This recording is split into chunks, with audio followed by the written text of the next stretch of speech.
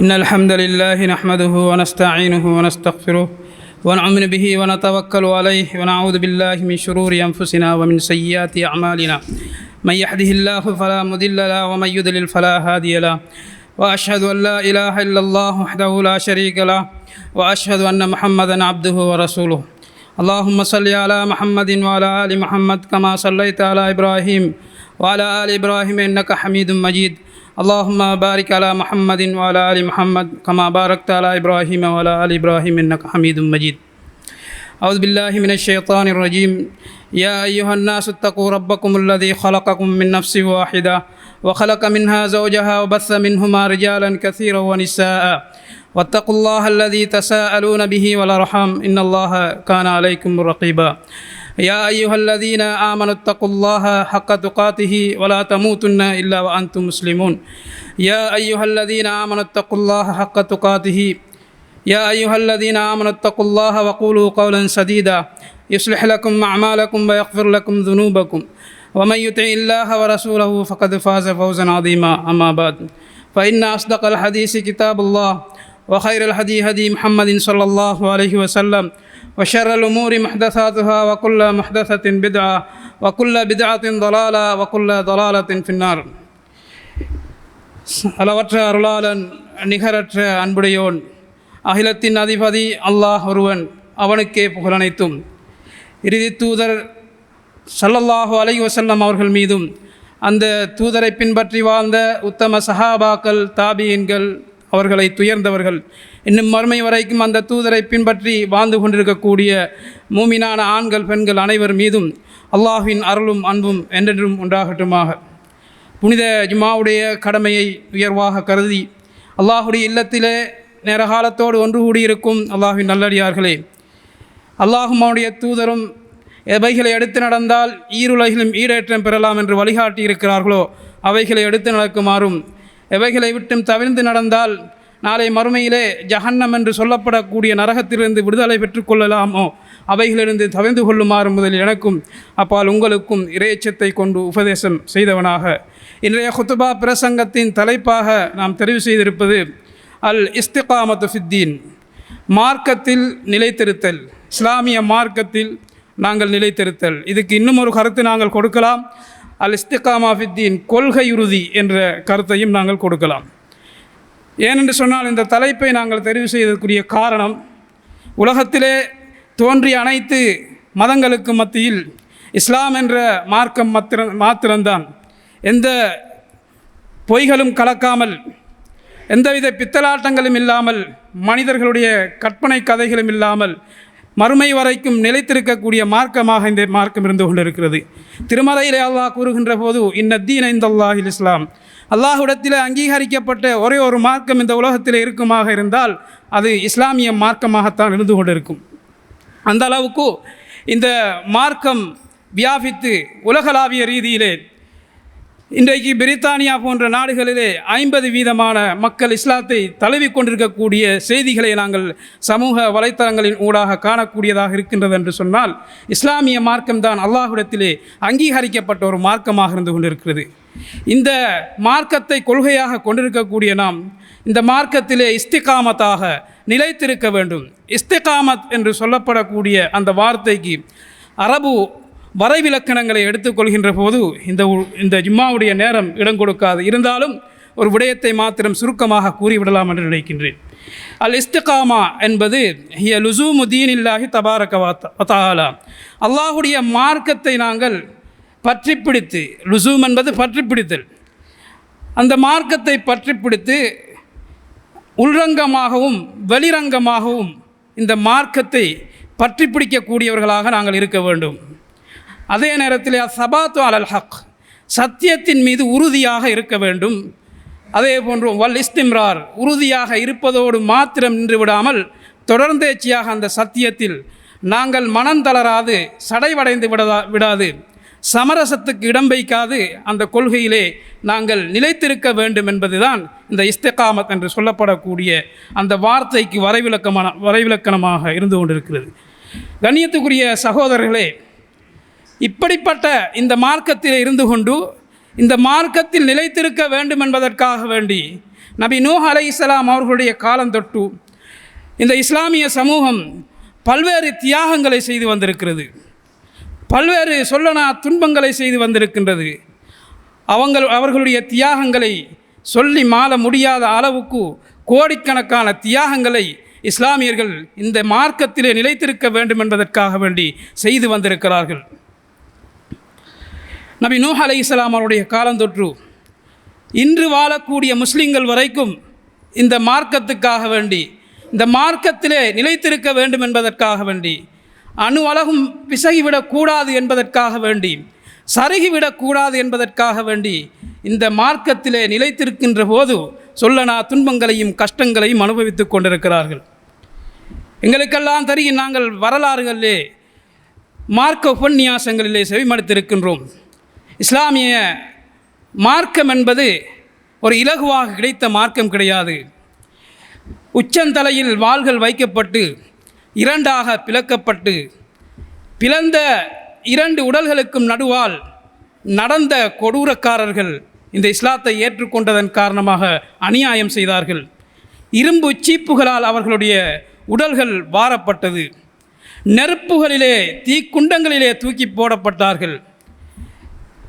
பெற்ற தாய் பார்த்திருக்க குழந்தை தீக்குண்டத்திலே போடப்படுகின்றது. துண்டு துண்டாக அறியப்பட்டார்கள், நாடு கடத்தப்பட்டார்கள், சமூக பகிஷ்காரம் செய்யப்பட்டார்கள். அதே போன்று விதவையாக்கப்பட்டார்கள், எத்தனையோ குழந்தைகள் அனாதையாக்கப்பட்டார்கள். இப்படி பெரும் பெரும் தியாகங்களை செய்து கிடைக்கப்பட்டதுதான் இந்த இஸ்லாமிய மார்க்கமாக இருந்து கொண்டிருக்கிறது. அன்புக்குரிய சகோதரர்களே, இவ்வளவு பெரிய தியாகங்களுக்கு பின்னால் இருக்கக்கூடிய செய்தி என்ன? ஏன் இவ்வளவு தியாகங்களை அவர்கள் செய்ய வேண்டும்? இந்த இஸ்லாமிய மார்க்கத்தை விட்டு கொடுப்பதன் காரணமாக சுதந்திரமாக வாழ முடியும் தானே? இந்த இஸ்லாமிய மார்க்கத்தை விட்டு கொடுப்பதன் காரணமாக நிம்மதியாக இந்த உலகத்திலே வாழ முடியும் தானே என்று அவர்கள் நினைத்து முடிவெடுக்காமல் ஏன் அந்த துன்பங்களையும் துயரங்களையும் தாங்கிக் கொண்டு இந்த இஸ்லாமிய மார்க்கத்திலே நிலைத்திருந்தார்கள் என்று சொன்னால், அவர்கள் இந்த கொள்கையின் மீது கொண்ட உறுதியின் காரணமாகத்தான். நாளை மறுமையிலே இந்த உலகத்தின் துன்பங்களை நாங்கள் அனுபவித்தாலும் அல்லாஹு தாலா தரக்கூடிய சுவர்க்கத்தை அடைய வேண்டும் என்ற ஒரே ஒரு நோக்கத்துக்காக வேண்டித்தான் இஸ்திகாமத்தாக இந்த மார்க்கத்திலே அந்த மக்கள் நிலைத்திருந்தார்கள். அன்புக்குரிய சகோதரர்களே, இந்த கொள்கை என்பது எங்களுக்கு இலகுவாக கிடைத்திருக்கலாம். ஆனால் இந்த கொள்கையில் நிலைத்திருப்பதென்பது தான் அங்கே நாங்கள் தொடர்ந்தேர்ச்சியாக இருக்கிறோமா இல்லையா என்பதை பரிசோதனை செய்து பார்க்கக்கூடிய சந்தர்ப்பங்களும் நேரங்களும் எங்களுக்கு அவ்வப்போது வந்து கொண்டே இருக்கிறது. ஒரு மனிதனை பொறுத்தவரை இந்த உலகத்திலே கொள்கையில் உறுதியாக இருக்க வேண்டுமாக இருந்தால் அவன் தன்னை படைத்த ரப்புக்கு மாத்திரம் அஞ்சி வாழ வேண்டும். மேற்சொன்ன அந்த சொல்லனா துயரங்களை அனுபவித்து தியாகங்களை அனுபவித்த அந்த சாலிஹீன்கள் நல்லவர்கள் எல்லாம் இந்த கொள்கையிலே உறுதியாக இருந்ததெல்லாம் இந்த உலகத்திலே ஒரு அதிகாரத்தை பெற்றுக்கொள்ள வேண்டும், ஒரு அந்தஸ்தை பெற்றுக்கொள்ள வேண்டும், ஒரு பதவியை பெற்றுக்கொள்ள வேண்டும், ஒரு பெண்ணை அடைந்து கொள்ள வேண்டும் என்ற இலக்காக அது இருக்கவில்லை. சுவர்க்கமே அவர்களுடைய இலக்காக காணப்பட்டது. உலகத்திலே எந்த மதத்தை எடுத்துக்கொண்டாலும் சரி, அந்த மனிதன் அவனுடைய கொள்கையில் உறுதியாக இருக்க வேண்டும். ஆனால் இஸ்லாமிய மார்க்கத்தை பொறுத்தவரை இதையும் விட பல 100 மடங்கு முஸ்லிம்கள் இந்த மார்க்கத்திலே அந்த கொள்கை உறுதியோடு வாழக்கூடியவர்களாக இருக்க வேண்டும். ஏனென்று சொன்னால் இந்த கொள்கை என்பது, இந்த இஸ்லாமிய மார்க்கம் என்பது, இந்த குர்ஆனும் சுன்னாவும் வழிகாட்டக்கூடிய விடயங்கள் என்பது எங்களுக்கு அல்லாஹ்வின் புறத்திலிருந்து இறக்கப்பட்டதாக இருந்து கொண்டிருக்கிறது. வெறுமனே உலகத்தில் இருக்கக்கூடிய மாமேதைகளோ அல்லது அறிஞர்களோ அல்லது கற்பனை கதை தொகுக்கக்கூடியவர்களால் தொகுக்கப்பட்ட கொள்கை அல்ல இந்த மார்க்கம். அல்லாஹ்வின் புறத்திலிருந்து இறுதி தூதர் ஸல்லல்லாஹு அலைஹி வஸல்லம் அவர்களுக்கு இறக்கப்பட்ட வேதமாக இந்த கொள்கை இருந்து கொண்டிருக்கிறது. அன்புக்குரிய சகோதரர்களே, இதனால்தான் நாங்கள் இந்த கொள்கைக்கு தியாகங்கள் செய்திருக்கின்றோமா என்று கேட்டால் மிக அரிதாகவே அது காணப்படுகின்றது. நாங்கள் பரம்பரை முஸ்லிம்களாக வாழ்வதன் காரணமாகத்தான் இந்த கொள்கையுடைய பெருமதி தெரியாமல் இருந்து கொண்டிருக்கிறது. அல்லாஹுடைய தூதர் ஸல்லல்லாஹு அலைஹி வஸல்லம் அவர்களிடத்திலே ஒரு நபித்தோழர் வந்து, யா ரசூலல்லாஹ் குல்லி ஃபில் இஸ்லாமி கௌலன் லா அஸ்அலு அன்ஹு அஹதன் பாதக. அல்லாஹுடைய தூதரே, எனக்கு இஸ்லாத்தில் ஒரு வார்த்தையை கற்றுத்தாருங்கள். அந்த வார்த்தை எப்படிப்பட்ட வார்த்தையாக இருக்க வேண்டுமாக இருந்தால் உங்களை தவிர உங்களுக்கு பின்னர் அந்த வார்த்தையை பற்றி யாரிடமும் நான் கேட்கக்கூடாது. அல்லாஹுடைய தூதர் சொன்னார்கள், குல் ஆமன்து பில்லாஹ் சும்மஸ்தகிம். ஆமன்து பில்லாஹ் என்று சொல்லிக்கொள், சும்மஸ்தகிம் அதிலே நிலைத்திருந்து கொள் என்பதாக அல்லாஹுடைய தூதர் அந்த மனிதருக்கு இஸ்திகாமத்தை பேணிக்கொள் என்று உபதேசம் செய்கின்றார்கள். இந்த இஸ்திகாமத் என்பது இதனுடைய பெருமதியை நாங்கள் உணர்ந்து கொண்டோம் என்று சொன்னால், இதற்காக பாடுபட்ட அந்த தியாக வரலாறுகளை நாங்கள் படித்தோம் என்று சொன்னால், இன்று எங்களுக்கு மத்தியிலே இருக்கக்கூடிய பிளவுகள் எல்லாம் ஒரு சர்வசாதாரண விடயமாக மாறியிருக்கும். அற்ப காரணங்களுக்காக வேண்டி ஒரு தனிநபர் மீது கொண்ட கோபத்தின் காரணமாக நாங்கள் எல்லாம் ஒற்றுமையாக இருந்த ஒரு காலம் மறந்து பிரிவினைவாதிகளாக நாங்கள் பிரிந்து சகோதரத்துவத்திலே பிரிந்து காணப்படுகின்றோம். அல்லாஹு தஆலா திருமறையிலே கூறுகின்றான், வஅதஸிமு பிஹபிலில்லாஹி ஜமீஆ. அல்லாஹுடைய வேதமான அல் குர்ஆனை நீங்கள் அனைவரும் ஒன்று சேர்ந்து பற்றி பிடித்து கொள்ளுங்கள். வலா தஃபர்ரகு, நீங்கள் பிரிந்து விடாதீர்கள். இத் குந்தும் அதான் ஃபஅல்லஃப பைன குலூபிக்கும். நீங்கள் எல்லாம் இஸ்லாமிய மார்க்கத்தை ஏற்றுக்கொள்வதற்கு முன்னால் ஒருவருக்கொருவர் பகைமை பாராட்டி எதிரிகளாக நீங்கள் உங்களுக்கு மத்தியிலே காணப்பட்டீர்கள். ஃபஅஸ்பஹ்தும் பினிஅமதிஹி இஹ்வானா. அந்த இஸ்லாம் என்ற மார்க்கத்தின் அருளின் காரணமாக நீங்கள் ஒருவருக்கொருவர் சகோதரர்களாக ஆகியிருந்தீர்கள் என்ற செய்தியை அல் குர்ஆனிலே அல்லாஹ் கூறி காட்டுகின்றான். ஆனால் நாங்களோ எங்களுடைய ஒரு 5 வருட 10 வருட முன்னாள் காலங்களை எடுத்து பார்க்கின்ற போது ஒருவருக்கொருவர் ஒற்றுமையாக கொள்கை சகோதரர்களாக எங்களுடைய குடும்பங்கள் எதிர்த்தாலும், எங்களுடைய நண்பர்கள் எதிர்த்தாலும், எங்களுடைய உறவினர்கள் எதிர்த்தாலும் கொள்கைக்காக ஒன்றுபட்டு நாங்கள் வாழ்ந்தோம். ஆனால் இப்போது இருக்கின்ற காலப்பகுதிகளை பொறுத்தவரை ஒருவருக்கொருவர் கண்டால் கூட சலாம் சொல்லி பேச முடியாத ஒரு மனோநிலையோடு மக்கள் வாழ்ந்து கொண்டிருக்கிறார்கள். ஏன் இந்த நிலைமை? அற்ப அரசியலுக்காக வேண்டி ஒரு மனிதன் இன்னொரு மனிதனுடைய சொந்த பிரச்சனைகளை சமூக வலைத்தளங்களில் அவனை மானபங்க படுத்தக்கூடிய காட்சிகள் அரங்கேறிக் கொண்டிருக்கிறது. இது போன்ற காரணங்களால் எங்களுக்கு மத்தியிலே கொள்கை சகோதரர்கள் என்ற உறவு பிரிந்து நாங்கள் எல்லாம் சின்ன பின்னமாக யாரோ ஒருவர் போன்று வாழ்ந்து கொண்டிருக்கக்கூடிய ஒரு துர்ப்பாக்கிய நிலையிலே வாழ்ந்து கொண்டிருக்கிறோம். அல்லாஹுடைய தூதர் அந்த மனிதருக்கு கூறிய வார்த்தை இஸ்தகிம். நீ அல்லாஹை ஈமான் கொண்டு விட்டு அல்லாஹ் என்ற வார்த்தையை, அந்த வார்த்தையிலே நீ நிலைத்திருக்க வேண்டும். இடையிலே வரக்கூடிய சருகளுக்காக வேண்டி, சிறிய சிறிய சில்லறை பிரச்சனைகளுக்காக வேண்டி, அற்ப அரசியலுக்காக வேண்டி உன்னுடைய மார்க்கத்தின் கொள்கையை எந்த ஒரு சந்தர்ப்பத்திலும் நீ விட்டுவிடாதே. சிறிய பிரச்சனைகளுக்காக வேண்டி ஒருவர் மீது கொண்ட காழ்ப்புணர்ச்சியின் காரணமாக அவர் இந்த குர்ஆன் சுன்னா கொள்கையை பின்பற்றக்கூடியவர் என்று மாறுதட்டி கொண்டிருக்கிறார். ஆனால் அவருடைய சொந்த வாழ்க்கையிலே 1000 பிரச்சனை இருக்கின்றது என்று கூறி ஒருவர் இன்னொருவரை வெட்டி நடக்கக்கூடிய நிலை காணப்படுகிறது. இந்த நிலை மாற வேண்டும். நாங்கள் எல்லோரும் இந்த உலகத்திலே நிரந்தரமாக வாழ பிறந்தவர்கள் கிடையாது. நாங்கள் எல்லோரும் கொள்கையால் ஒன்றுபட்ட சகோதரர்களாக எந்த ஒரு பிரச்சினைக்கும் முகம் கொடுத்து அந்த பிரச்சனைகள் வரும்போது ஒரு சகோதரன் இந்த பிரச்சனையால் பாதிக்கப்பட்டிருக்கின்றான் என்று சொல்லி அவனுக்கு உதவிக்கரம் நீட்டக்கூடிய சகோதரத்துவம் பெற்ற ஒரு சகோதரத்துவம் பெற்ற மக்களாக நாங்கள் இருக்க வேண்டும். அதனைத்தான் இஸ்லாம் எங்களுக்கு சொல்லி காட்டுகின்றது. நீங்கள் எதிரிகளாக இருந்த சமயத்திலே உங்களை அல்லாஹு தஆலா இந்த மார்க்கத்தின் மூலம் ஒற்றுமைப்படுத்தினான். அப்போ அந்த ஒற்றுமை எங்களிடத்தில் இருக்கின்றதா இல்லையா என்பதை பற்றி நாங்கள் ஒவ்வொருவரும் உள்ளத்திலே கை வைத்து சிந்தனை செய்ய வேண்டும்.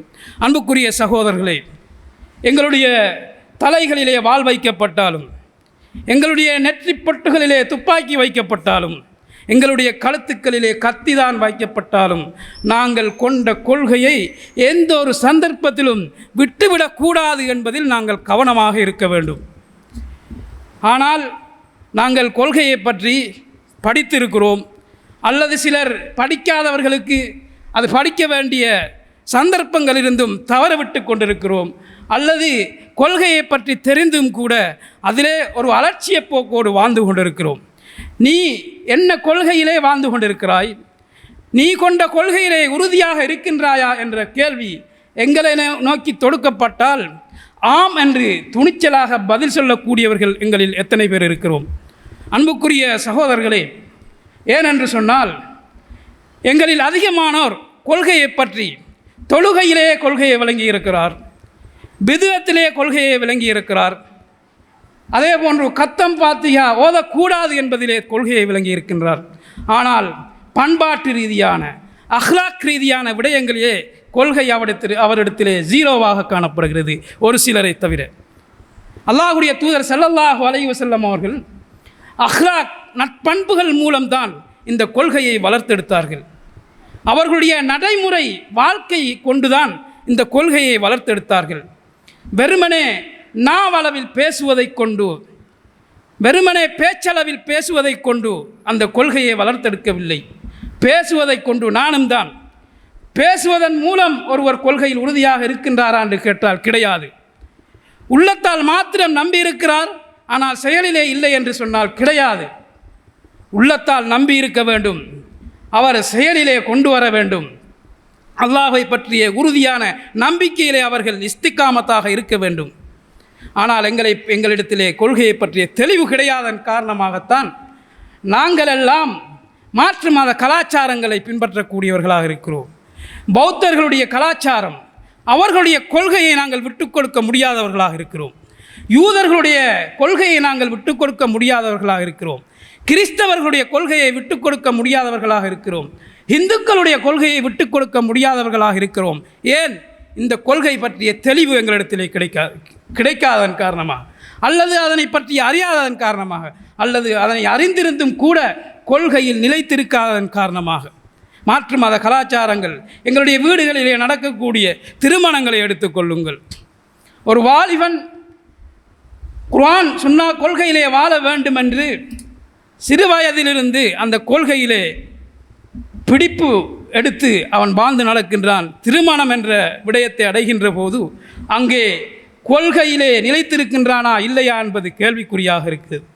எங்களுடைய வீடுகளிலே நடக்கக்கூடிய திருமணங்களை எடுத்துக்கொள்கின்ற போது ஒரு மணமகனோ அல்லது மணமகளோ அல்லது மணமகனின் குடும்பமோ மணமகளின் குடும்பமோ எங்களுடைய இந்த திருமணத்தை நாங்கள் இஸ்லாம் சொன்ன வரையறையின் அடிப்படையிலே ஆடம்பர திருமணம் இல்லாமல் குர்ஆன் சுன்னாவுக்கு கட்டுப்பட்டு இந்த திருமணத்தை எளிய முறையில் நடத்துவோம் என்று கூறுகின்ற போது அங்கே முதலாக எதிர்ப்பு கிளம்புவது குடும்பத்திலிருந்து.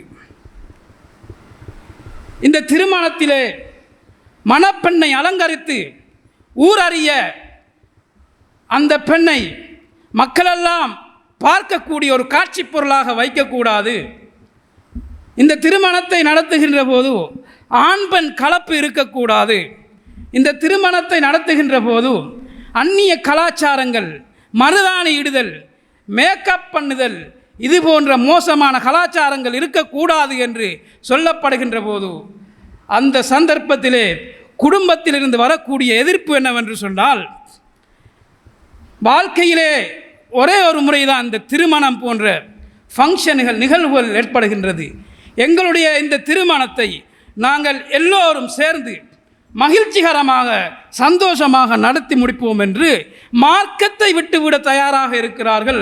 ஆனால் இந்துக்களுடைய கலாச்சாரத்தை உள்வாங்கி, யூத கிறிஸ்தவர்களுடைய கலாச்சாரத்தை உள்வாங்கி, யகூதிகளுடைய கலாச்சாரத்தை உள்வாங்கி, பௌத்தர்களுடைய கலாச்சாரத்தை உள்வாங்கி அதனை விட்டு கொடுக்க தயாராக இருக்கக்கூடியவர்களாக நாங்கள் எங்களுடைய முஸ்லிம் சமூகத்திலே ஒரு சிலரை தவிர காண முடியாதுள்ளது.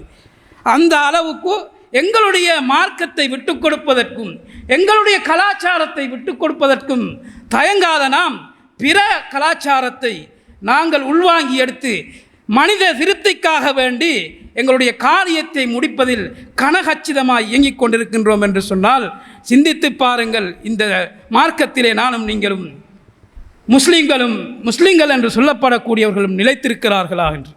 அன்புக்குரிய சகோதரர்களே, அதே போன்றுதான் இந்த பிறந்த நாள் பண்டிகை என்பது. பிறந்த நாள் ஃபங்க்ஷன் எடுக்கிறார்கள். ஒரு காலம் இருந்தது, ஸ்பீக்கர் எடுத்து ரேடியோக்கள் மூலம் விளம்பரப்படுத்தி அந்த பிறந்த நாளை கொண்டாடுவார்கள். ஆனால் இப்போது அது பரிணாமம் பெற்று சமூக வலைத்தளங்களின் ஊடாக என்னுடைய இந்த பிள்ளையின், இந்த செல்வ புதல்வனின் 1வது பிறந்த நாள், 2வது பிறந்த நாள், 10வது பிறந்த நாள் என்று கேக் வெட்டி கிறிஸ்தவ சமூகத்துடைய கலாச்சாரத்தை நாங்கள் பின்பற்றி அவர்களுடைய கலாச்சாரத்தை விட்டு கொடுக்க முடியாமல் எம்முடைய மார்க்கத்தின் கொள்கையை விட்டு கொடுக்கின்றோம் என்று சொன்னால் நாங்கள் எந்த நிலையிலே இருக்கின்றோம் என்பதை பற்றி சிந்திக்க வேண்டும். அன்புக்குரிய சகோதரர்களே, அதே போன்று இந்த கொள்கையிலே நாங்கள் நிலையாக இருக்க வேண்டும் என்று சொன்னால் இந்த கொள்கை எங்கிருந்து வந்தது என்பதை பற்றி அறிய வேண்டும், படிக்க வேண்டும். இந்த கொள்கைக்காக நாங்கள் தியாகம் செய்ய வேண்டும். இந்த கொள்கையை படிப்பதற்காக வேண்டி நாங்கள் ஆர்வம் காட்ட வேண்டும். அதனால்தான் அல்லாஹுடைய தூதரோடு வாழ்ந்த உத்தம தோழர்கள் எந்த ஒரு சந்தர்ப்பத்திலும் கொள்கையை விட்டு கொடுக்காமல் அந்த மார்க்கத்திலே இஸ்திகாமத்தாக நிலையாக இருந்தார்கள் என்ற வரலாறுகளை நாங்கள் படித்து கொண்டிருக்கிறோம். வரலாறு ஏடுகள் இருக்கின்றது, இருந்தாலும் நாங்கள் படிக்காமலும் இருந்து கொண்டிருக்கிறோம். தேடி படிக்க வேண்டிய கடமை எங்கள் அனைவர் மீதும் விதியாக்கப்பட்டிருக்கின்றது. அன்புக்குரிய சகோதரர்களே, அர்க்கம் இப்னு அபில் அர்க்கம் ரலியல்லாஹு அன்ஹுடைய வீட்டிலே இஸ்லாத்துடைய ஆரம்ப காலத்திலே அல்லாஹுடைய தூதர் இரகசியமான பிரச்சாரத்தை மேற்கொள்கின்றார்கள். ஏனென்று சொன்னால் பகிரங்கமாக ஆரம்ப பிரச்சாரத்தை செய்துவிட்டால் பல எதிர்ப்புகளை சம்பாதிக்க வேண்டி வரும், பல இன்னல்களுக்கு உள்வாங்க வேண்டி வரும் என்று அல்லாஹுடைய தூதர் இரகசியமாக அர்க்கம் இப்னு அபில் அர்க்கம் ரலியல்லாஹு அன்ஹுடைய வீட்டிலே பிரச்சாரம் செய்து கொண்டிருக்கிறார்கள். இந்த கொள்கையை பெற்றுக்கொள்ள வேண்டும் என்று ஆர்வமோடு இருந்த மக்கள் எல்லாம் துன்புறுத்தப்படுகிறார்கள். எங்கள் எல்லோருக்கும் தெரியும் அம்மார் இப்னு யாசிர் ரலியல்லாஹு அன்ஹுடைய குடும்பத்துடைய நிலைமை. அவர்கள் இந்த கொள்கையை பெற்றுக்கொள்ள வேண்டும், இந்த கொள்கையை நான் பெற்று நாளை மறுமையிலே சுவர்க்கத்தை அடைய வேண்டும் என்ற ஒரே ஒரு நோக்கத்துக்காக வேண்டி சொல்லனா துன்பங்களை கஷ்டங்களையும் அனுபவித்தார்கள். அல்லாஹுடைய தூதர் பாதையால் செல்லுகின்ற நேரமெல்லாம் யாசிருடைய குடும்பம் வேதனைப்பட்டு கொண்டிருந்தது. அல்லாஹுடைய தூதர் சொன்னார்கள், சபுரன் ஆல யாசிர் ஃபஇன்ன மௌஇதகுமுல் ஜன்னah. யாசிருடைய குடும்பத்தினரே, நீங்கள் பொறுமையாக இருந்து கொள்ளுங்கள், நீங்கள் தங்குமிடம் சுவர்க்கம்தான் என்பதாக அல்லாஹுடைய தூதர் கூறினார். அந்த அளவுக்கு வேதனை செய்யப்பட்டார்கள். அந்த வேதனையிலிருந்து அவர்கள் இலகுவாக விடுவிக்கப்பட வேண்டுமாக இருந்தால் அவர்கள் கொண்டிருக்கக்கூடிய கொள்கையான இஸ்லாமிய மார்க்கத்தை விட்டுவிட வேண்டும். ஆனால் இலகுவாக அவர்கள் அதனை விட்டுவிடவில்லை. சுமையா ரலியல்லாஹு அன்ஹு அவர்களுக்கு அபூலஹப் என்று சொல்லக்கூடிய அந்த கொடியவன் தூசண வார்த்தைகளால் திட்டக்கூடியவராக இருந்தான், மோசமாக தண்டிக்கக்கூடியவனாக இருந்தான். அவர்கள் ஒரு மூதாட்டியாக இருந்தார்கள். அவர்களுடைய கணவன் யாசிர் ரலியல்லாஹு அன்ஹு அவர்கள் ஒரு வயோதிபராக இருந்தார்கள். அவர்களுக்கு ஒரு மகன் இருந்தார், அம்மார் ரலியல்லாஹு அன்ஹு அவர்கள் வாலிப வயதிலே. யாசிர் ரலியல்லாஹு அன்ஹு அவர்களை அந்த கொடியவர்கள் 2 ஒட்டகங்களிலே 2 கால்களையும் கட்டி வைத்து 2 திசைகளுக்கு மோடவிட்டு அவர்களுடைய உடல் கிழிக்கப்பட்டு மரணித்தார்கள், ஷஹீதாக்கப்பட்டார்கள். சுமையா ரலியல்லாஹு அன்ஹா அவர்களை மக்களெல்லாம் பார்த்திருக்கின்ற போது அவர்களை மானபங்கப்படுத்தி நிர்வாணப்படுத்தி அவர்களுடைய மர்மஸ்தானத்திலே அம்பினால் குத்தி அவர்களை கொலை செய்த வரலாறு எங்களுக்கு இதனை சொல்லிக் கொண்டிருக்கிறது. இதுவெல்லாம் முடிந்ததும் போதாதென்று அம்மார் ரலியல்லாஹு அன்ஹு அவர்கள் உயிரோடு இருக்கிறார்கள். அந்த சந்தர்ப்பத்திலே கடுமையாக வேதனைக்குட்படுத்தப்படுகிறார்கள். அவர்களால் வேதனை தாங்க முடியாத ஒரு சந்தர்ப்பம் ஏற்படுகிறது. இருந்தாலும் அவர்கள் கொள்கையை விட்டுவிடவில்லை. ஒரு சந்தர்ப்பத்திலே அபூலஹப் மிக கடும் வேதனையை கொண்டு வேதனை செய்கின்றான். அவர்களுக்கு நோவினை தாங்க முடியாத நேரத்திலும் கூட அவர்கள் வலியினால் அவதியுறுகின்ற போதும் கூட நீரிலே அவர்களுடைய தலையை அமிழ்த்தி மூச்சு திணற வைத்து அப்படி தண்டனை கொடுக்கின்றான். நீ இந்த சந்தர்ப்பத்திலே நீ ஏற்றுக்கொண்டிருக்கிறாயே முஹம்மது என்று சொல்லி ஸல்லல்லாஹு அலைஹி வஸல்லம் அந்த தூதருக்கு நீ வசைபாட வேண்டும், அவரை நீ ஏச வேண்டும்.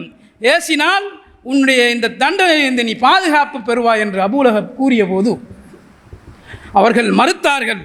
இருந்தாலும் வேதனை தாங்க முடியாது, அவர்களால் இனி வழிகறிய முடியாது, இதிலிருந்து தப்பித்துக் கொள்வதற்கு வழி இல்லை. இதன் காரணமாக அல்லாஹ்வுடைய தூதருக்கு ஒரு சந்தர்ப்பத்தில் ஏசி விடுகின்றார்கள். அப்போது முஷ்ரிக்கீன்கள் அல்லாஹ்வுடைய தூதரோடு வாழ்ந்த அம்மார் ரலியல்லாஹு அன்ஹு அவர்களை விடுதலை செய்து விடுகின்றார்கள். அம்மார் ரலியல்லாஹு அவர்கள் தேம்பி தேம்பி அழுது அல்லாஹ்வுடைய தூதரத்திலே வருகின்றார்கள், அழுகின்றார்கள். அவர்களுக்கு அழுகையை அடக்கிக் கொள்ள முடியவில்லை. அல்லாஹ்வுடைய தூதர் ஆறுதல் கூறுகின்றார்கள். கூறிய போதும் கூட அவர்களுடைய உள்ளம் ஆறுதல் பெறவில்லை. அல்லாஹ் திருமறை வசனத்தை இறக்குகிறான். இல்லாமன் உக்ரிய வகல்புஹு முத்மஇன்னும் பில் ஈமான். யார் ஒருவர் இப்படியான நேரங்களிலே தன்னுடைய ஈமானை மறைத்து ஒரு மோசமான நிலைக்கு தள்ளப்படுகின்ற போது குஃப்ரை வெளிப்படுத்தினால் அவருடைய ஈமான் ஏற்றுக்கொள்ளப்படும் என்ற வசனத்தை அல்லாஹு தாலா இறக்கிய போதுதான் அம்மார் ரலியல்லாஹு அன்ஹு அவர்கள் சற்று ஆறுதல் அடைந்தார்கள் என்ற வரலாறுகளை நாங்கள் ரஹீக்குல் மக்தூம் என்ற புத்தகங்களின் ஊடாக படிக்கின்ற போது பெற்றுக்கொள்ளலாம். அன்புக்குரிய சகோதரர்களே, இந்த வரலாறுகளை நாங்கள் கேட்கின்ற போது உள்ளங்களிலே ஒரு அச்சம் ஏற்படுகிறது, எங்களுடைய மெய்சில் நிற்கின்றது, உரோமங்கள் எழுந்து நிற்கின்றன, கண்கள் கண்ணீரை வடிக்கின்றது. இருந்தாலும் இந்த கனப்பொழுதை தாண்டி நாங்கள் செல்லுகின்ற போது, என்னுடைய வாழ்க்கையின் ஏதோ ஒரு கட்டம் வருகின்ற போது, அந்த சந்தர்ப்பத்திலே என்னுடைய கொள்கையையும் நீங்கள் உறுதியாக இருக்கக்கூடிய கொள்கையின் தரத்தையும் அறிந்து கொள்ளலாம். இந்த நிலை மாற வேண்டும் சகோதரர்களே.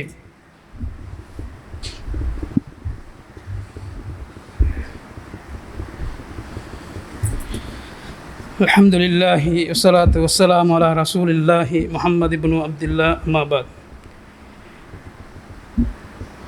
எனவே அன்புக்குரிய சகோதரர்களே, நாங்கள் இந்த மார்க்கத்திலே நிலைத்திருக்க வேண்டுமாக இருந்தால் இலகுவாக எந்த ஒரு பொருள், யாருக்கு இலட்சக்கணக்கான பொருள் கிடைத்தாலும் அதனுடைய பெருமதி தெரியாது. எங்களுடைய வியர்வை சிந்தி ஒரு ஊசியை நாங்கள் வாங்கினோமாக இருந்தாலும் கூட அதனை பெருமதியோடு கண்ணும் கருத்துமாக பாதுகாக்கக்கூடியது தான் மனித இயல்பாக இருந்து கொண்டிருக்கிறது. இந்த மார்க்கத்துக்காக நாங்கள் செய்த தியாகம்தான் என்ன? அட்லீஸ்ட் இந்த மார்க்கத்தை படிப்பதற்காக நாங்கள் செய்த தியாகம்தான் என்ன? 2 பள்ளி வாயல்களிலும் குர்ஆன் வகுப்பு, தஃப்சீர் வகுப்பு போன்றவைகள் நடைபெறுகின்றது. ஒரு காலம் இருந்தது, எங்களுடைய சொந்த வேலைகளை ஒரு புறம் தள்ளிவிட்டு பயான் நிகழ்ச்சி நடக்கின்றது, நாங்கள் அங்கே போவோம் என்று சொல்லி இதற்கு முக்கியத்துவம் கொடுத்தோம். இப்போது எப்படி நிலை மாறி இருக்கின்றது என்று சொன்னால், நாங்கள் வேறு வேலை இருக்கின்றது, நேரம் இருந்தால் இதனை படித்துக்கொள்வோம் என்ற ஒரு நிலை மாறி இருக்கிறது. இப்படிப்பட்ட எங்களுடைய அந்த மனோநிலையை வைத்துக்கொண்டு இந்த மார்க்கத்தில் எங்களால் எப்படி இஸ்திகாமத்தாக நிலைத்திருக்க முடியும் சகோதரர்களே? நாங்கள் எல்லோரும் மரணத்தை சுமந்து கொண்டிருக்கிறோம். இந்த மரணம் எப்போது வரும் என்று யாரும் உத்தரவாதப்படுத்த முடியாத ஒரு நேரத்தை அல்லாஹு தஆலா எங்களுக்கு வழங்கி இருக்கின்றான். அப்படிப்பட்ட ஒரு மரணம் எங்களை நெருங்கி கொண்டிருக்கிறது. நாளாந்தம் செவிமடுக்கிறோம், இன்னார் மரணித்து விட்டார், இன்னார் மரணித்து விட்டார்.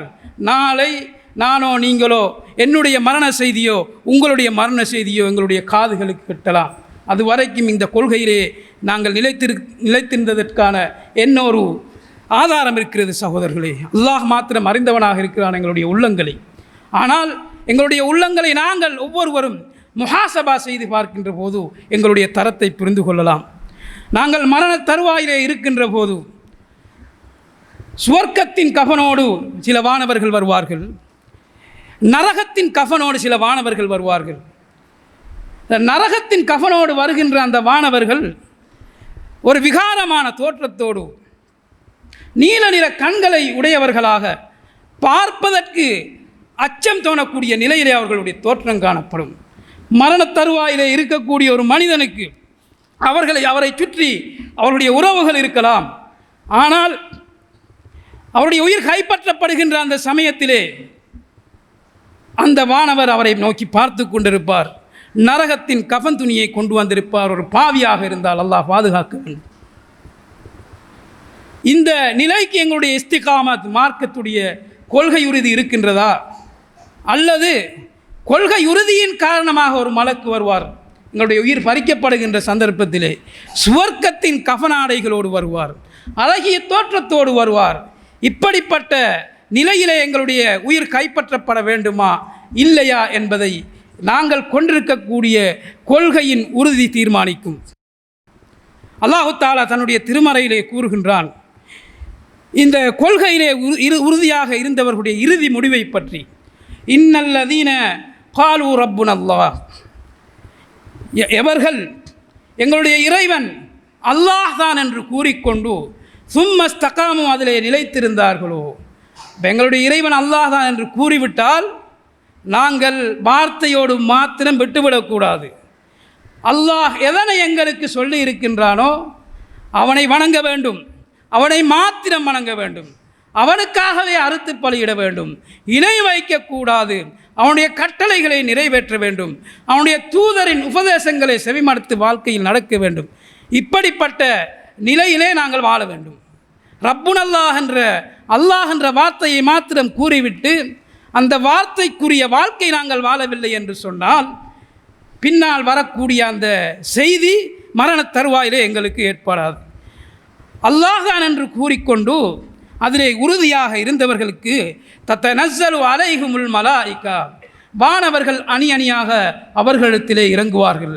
சுபசோபனம் சொல்லுவார்கள், அல்லா தஹாஃபு, நீங்கள் பயப்பட வேண்டாம், வலா தஹ்ஸனு, நீங்கள் கவலைப்பட வேண்டாம், வ அப்ஷிரு பில் ஜன்னா, சுவர்க்கத்தை கொண்டு நன்மாராயம் பெற்றுக்கொள்ளுங்கள்.